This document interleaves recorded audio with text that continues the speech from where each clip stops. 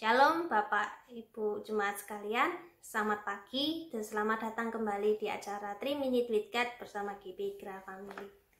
Firman hari ini terambil dari Amsal yang keempat ayat yang ke-23 yang berbunyi, jagalah hatimu dengan segala kewaspadaan, karena dari situlah terpancar kehidupan. Hati adalah pusat dari setiap hal yang kita rasakan, karena dari hati kita bisa merasakan suka dan duka, serta dari hati bisa pula timbul segala niat kejahatan.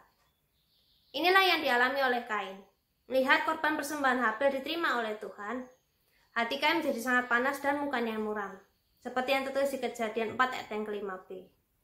Sebelum kejahatan itu dilakukan, sesungguhnya Tuhan selalu mengingatkan kita untuk menjaga hati kita dari segala amarah, dendam, iri hati, dan hal-hal jahat lainnya, agar kita tidak jatuh ke dalam dosa.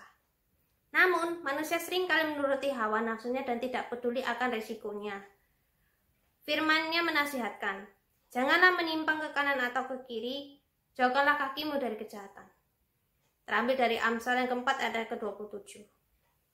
Ada akibat yang sangat mengerikan bila kita tetap hidup dalam dosa, seperti yang tertulis di Roma 6 ayat ke-23a yang berbunyi, sebab upah dosa ialah maut.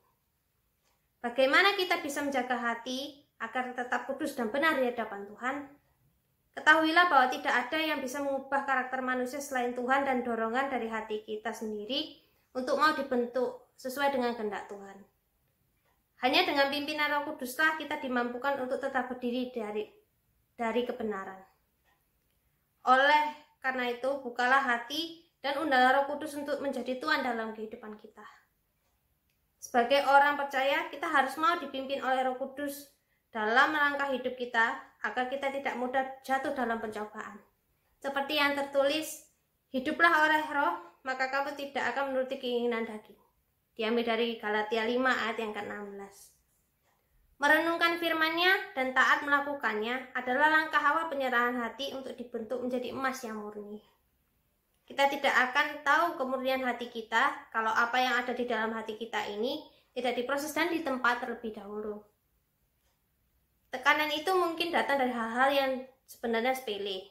Tapi tidak tahukah bahwa kita sering kali jatuh justru karena kita tidak waspada dengan kerikil-kerikil kecil yang ada di depan kita.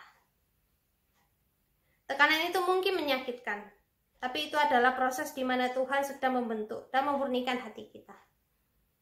Saat pemurnian ini, bisakah kita berkata seperti Ayub? Ia tahu jalan hidupku.